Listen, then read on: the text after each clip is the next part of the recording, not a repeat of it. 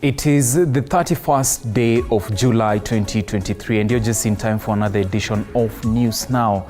Well, you have so much lined up for you on our bulletin this afternoon. Remember, you can always interact with us on our social media handles indicated at the bottom of your screen. Now, with that said, my name is Dennis Otieno. I trust you're doing well. Welcome to the broadcast. Now, as Kenya commemorates the Breastfeeding Week, a number of associations have held press conferences across the country.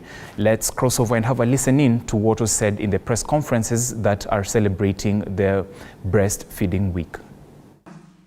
Who was never breastfed.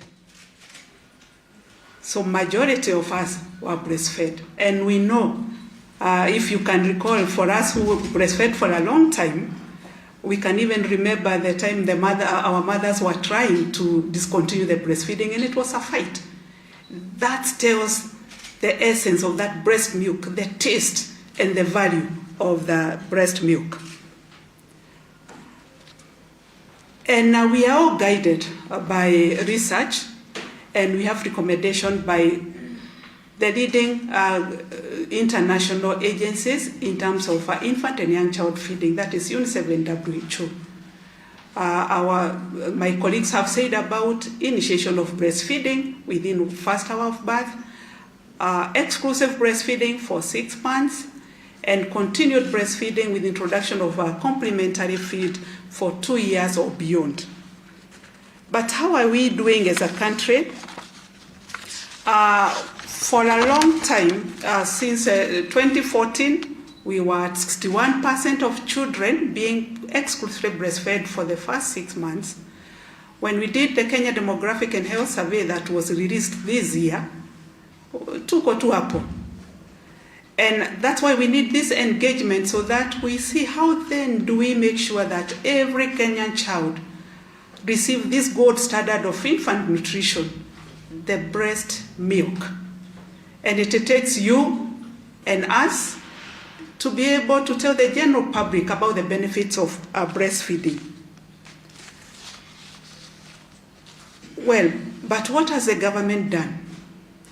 We all know the role of the government is creating an enabling environment, legal policy. Yes, we have good policies in place, good legislation in place. We have starting with our Constitution, Article 53, 1C, about basic, every child has a right to basic nutrition. For us, the basic nutrition for a child or an infant, 0 to 6 months, is breast milk. And therefore, that child has the constitutional right to receive that gold standard of nutrition. The Children's Act that was passed last year talks about we have to look at the best interest of the child. So for the infant who are voiceless, then we are there to make sure that the best interest of that child prevails. Again, 0 to 6 months, the best interest of that child is breast milk. We also have, because majority of women also work, almost half of the women are working. And what does that mean in terms of successful breastfeeding? Women have to go back to work before the 6 months, and therefore we have to create that enabling environment for them to continue breastfeeding even when they go back to work. And that's why the Employment Act 2007, Article 29, provides for maternity leave for 90 days with full pay. For us who did childbearing a while ago, we didn't have that privilege. It was a matter of sacrificing your annual leave to be your maternity leave.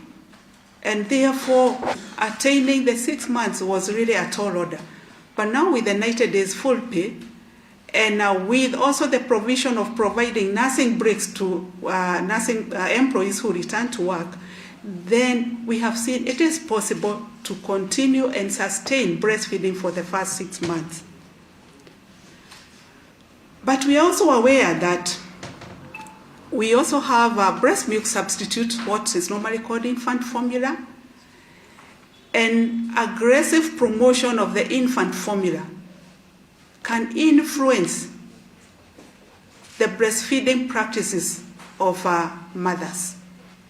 And therefore, as a government, that's why the Breast Milk Substitute Act of 2012 was enacted in order to protect breastfeeding, to regulate the marketing and advertising of infant formula so that mothers who can breastfeed their children without any influence from commercial breast milk substitute. Of course, that is one of the press conferences that was held by stakeholders in the country who are commemorating the World Breastfeeding Week. Remember, one of the things that have been said in that press conference is that the voiceless infant who's yet to be born should have some of their rights be protected in terms of breastfeeding, and also mothers should be given a fully paid maternity leave of up to 90 days. But still, moving on, still in matters health. A health dispensary in Kipingi village, Nyatike sub-county, Migori County, is in dire need of water and electricity power to enable it serve the community and also run its operations effectively. The Kipingi dispensary that was constructed in the year 2007 has never had water and electricity since its inception, and residents have had hard times to get the services in the only health facility in the neighborhood. Now, the residents of Kipingi and adjacent villages of Ndiwa, Luanda, Koyango, Diruma and Aora Chodo on the border of Migori and Homa Bay have raised great concerns on the manner in which the lack of water and electricity has affected even expectant mothers and children who seek health services in the facility. The residents, led by John Ogal, told the press that the health facility lacks water that can sustain it and also run some of the crucial health activities. They added that it also lacks water and it depends on the installed solar power sources that sometimes break down and leaves the patients and healthcare workers in trouble. Huduma hatupati vizuri. Kama saa hii wanataka kama una pesa ingine hata kidogo hauwezi dumiwa. Ati dawa hakuna. Sasa wanasema wanatumia madawa sawa, lazima tuwalipe. Na pengine si kama sisi. Kwa hii area hatuna kazi, hatuna namna. Sasa tunaomba tu serikali watusaidie kwa njia ya utibabu. Wanapareti hadi saa 11. Usiku. Na usiku pia kama ukikuja, kama wako ndani utaweza kudumiwa. Na saa ingine wanatufuguza. Na mgonjwa hata mwanamke akitaka kuzaa, wanasema saa hii hatufanyi kazi. Mara saa ingine hatuna bidhaa ya kutosha ya kufanya nini? Ya kusaidia huyo mama, lazima mpeleke kwa hospitali kubwa. Sasa kwa hiyo hospitali yetu tutakosa vitu vingi sana. Stima kwanza ni shida sana kuliko yoyote. Ukiangalia hata hapo saa hii hakuna hata swala hizo kwa hospitali hapa hakuna taa, na maji pia tumekosa. Hata kwa hizo matanks hakuna maji yoyote sasa hivi. Hata ukiangalia hapo, ukienda hapo unaweza kocha hata kikombe moja. Sasa wanawake wakikuja hapa wakuzaa wanakosa maji hata kuoga. Sasa wewe mwenye umeleta bibi yako hapa, ndio unatoka hapa kwenda kutafuta maji, ukuja naye hapa ndio mwanamke apate usafi. Sasa hizo ndio shida ambayo tunayo hapa. Now, from the plight of this patients in Migori County, we should focus to improving security in Garissa County, where elders from Garissa County have called for increased cooperation between the residents of the region and the police to eliminate the threat posed by Al-Shabaab militants. Speaking at a hotel in Garissa, the chairman of the County Peace Committee, Osman Ibrahim Abdi, stated that the security challenges in the county and the entire area can only be resolved through collaboration between citizens and the security forces.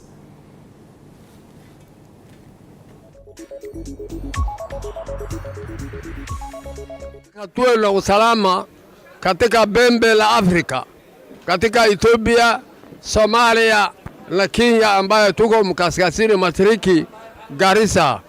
International criminal ambayo wanajulikana wako kati ya Kenya na Somalia na Ethiopia, tupigane pamoja akiwa sisi watu wa pamoja. Kuhakikisha kuweka usalama baina ya Ethiopia, Kenya na Somalia. Hiyo ndio umuhimu wetu wa kuwa hapa na kuhakikisha kuna uhusiano mwema katika majirani ya nchi ya Somalia, Ethiopia na Kenya. Tunataka pia kuchunga wale wanaweza kutatiza usalama wa hii nchi. Hiyo pia tunapewa kifao mbele ili tujue kwamba katika Somalia hatutaki wale wanakuja kutatiza nchi na kuleta vurumai. Na nasema hivi, unajua kwamba sisi ni ndugu tukiwa Somalia, Ethiopia na hapa Kenya. Sisi kama Aulihan. Na kwa hivyo ukikuta Aulihan Somalia, yeye ndugu yetu, ukikuta yeye Ethiopia, yeye ndugu yetu, akiwa hapa pia ni hivyo. Now, on that note, we'll do a short break, but don't go too far. We'll be right back with more news.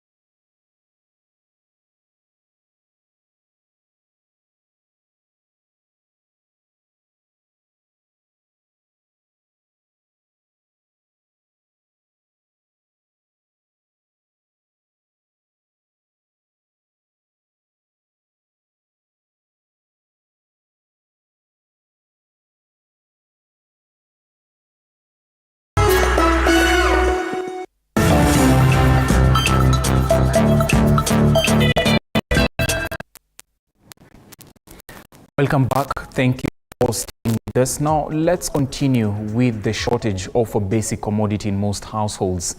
Now, the price of onions has drastically increased after the country was hit by a shortage of onions in the past few days. This is because of the shortage of the vegetable used in most households as a spice or even as a garnisher. And as Daniel Kihoro reports, traders from Limuru Market in Kiambu County have said that climate change is the main cause of the onion shortage. Take a look.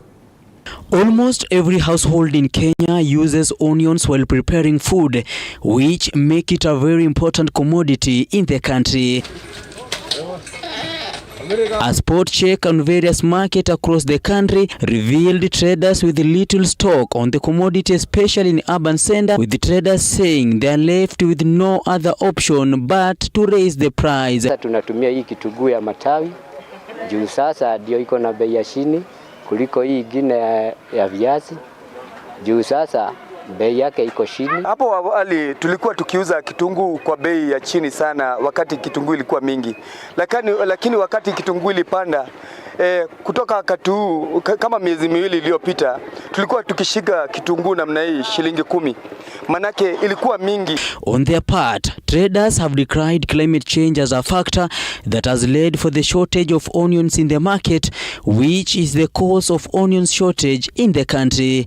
Sababu kitunguu tuna rely na nchi ya Tanzania. Tanzania wasipotupatia kitunguu tuna shida. Lakini sasa hivi tunaomba vitunguu ndio ziko bei sana. Vitunguu lazimumiza sana. Vitunguu sasa ukitaka kununua lazima utumie pesa mengi ndio kachumbari hii nyanya hizi shikanye kitunguu. This, coupled with taxes imposed on imports from Tanzania, has created an acute shortage on onions, with 1 kg of commodity selling at 150 and a 40 kg sacks retailing at 5,600 shillings. This being a sharp contrast to just 4 months ago, where the same commodity retailed at 50 shillings per kilogram. Daniel Kihoro reporting for TV47, Nairobi. Well, thank you, Daniel Kihoro, for that report. Now moving on, 4 suspects have been arrested at the border of Busia for trafficking ivory horns, which are estimated to be worth more than 2 million shillings. Led by the County Criminal Investigation Officer of Busia County, Benson Omondi, police officers from Busia Police Station were able to apprehend the 4 suspects through a citizen's tip-off as they looked for a market for the ivory tusks. Omondi has said the 4 are being detained at the Busia Police Station, waiting to be arraigned in court. He cautioned citizens against involving themselves in ivory trafficking.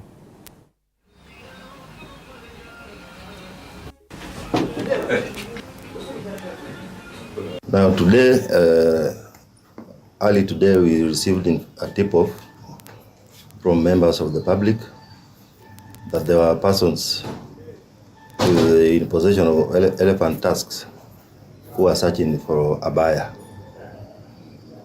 So we immediately organized a contingent of officers composed of CID team, our CID team, officers from Busia Police Station and KWS, and we laid an ambush within Mondika of Busia sub-county, where we managed to arrest 4 suspects who are carrying a gunny bag. After doing a search in the gunny bags, we managed to recover elephant tusks with a street value of 2.8 million. The suspects have been placed in custody, in police custody, pending to be arraigned before Busia Chief Magistrate. I wish to urge to warn members of the public to desist from engaging themselves in criminal activities, since the law will catch up with them. They should do genuine business.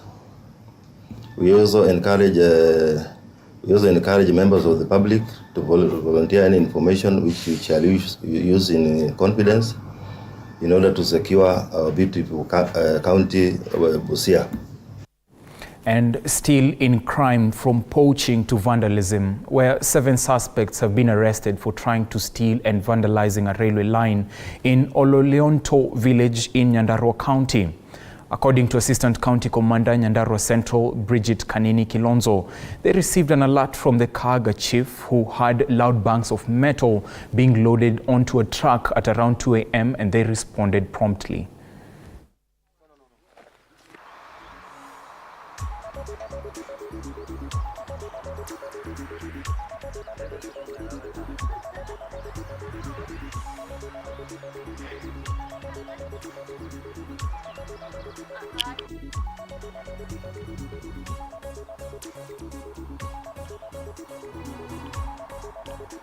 In total, the group had vandalized 105 pieces of slippers and a known number of rail guards.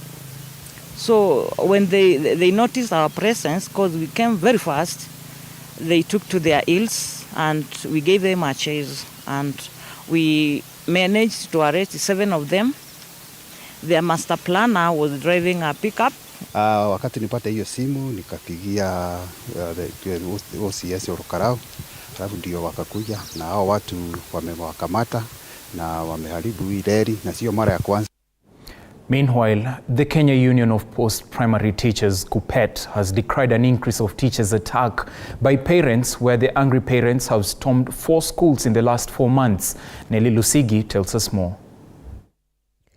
Speaking during the Teachers County Games at the University of Embu, days after parent bit a teacher's finger at Kirigi Primary School in Embu North Sub-County, Embu Branch KUPPET Executive Secretary Jacob Karura warned that the behavior by some of the parents is uncalled for, saying that they should use official means to air their grievances. And we request our parents to desist from taking the law into their own hands. Teacher who was beaten at Kirigi Primary, at Kiandundu, they chased the head teacher with stones and crabs. Mbeere North MP Geoffrey Ruku, who was reacting after parents blocked Gatorori Primary School with twigs, challenged the education officials in the area to involve all stakeholders in efforts to sort out the emerging issues in schools. And probably even all the CSOs make a date tomorrow, organize, go to Gatorori Primary School, get to understand what is happening there. There should be no conflict between the community and the teachers. Mbeere North Sub-County Director of Education Joseph Ngojo advised parents to contact his office or any other government office whenever issues arise. Nelly Lusigi, TV 47. And from matters education to some business news, where Naivas aims to benefit from the start of peak tourism season by strategically positioning convenience stores in the coastal region. Speaking during the opening of the chain's second supermarket in Malindi County, Naiva's Chief of Strategy, Andreas von Palsecker, says this now brings the total number of coastal branches to 10. The chain of supermarkets, which is the largest in the country, brags of 97 supermarkets and is aiming to hit the 100 mark soon. The overall formal retail sector penetration in Kenya remains relatively low in comparison to other African countries, at approximately 30%. This is despite a healthy post-COVID bounce back of retail stores and a record of the highest foot traffic recorded among businesses. Naiva Supermarket has taken to a more diversified approach at reaching customers by appealing to convenience in reach. We are on a journey to 100 and beyond, but I think contribution also in terms of bringing value for money to the market. Good quality products at very attractive prices, which we believe will help customers in the area, but also help stimulate the local economy. The retail chain has, through 97 supermarkets across the country, taken to being within a workable radius of customers. The cost of opening a given store can range anywhere from 50 to 200 million shillings, but I think it's worth saying that Naivas as a business spends in excess of 2 billion shillings annually opening new stores. So the investment that we make in the country, in the economy, purely in terms of store openings, on top of creating jobs and, as I said, bringing value for money goods is significant. We can see business has opened up, the place is fully packed, fully booked.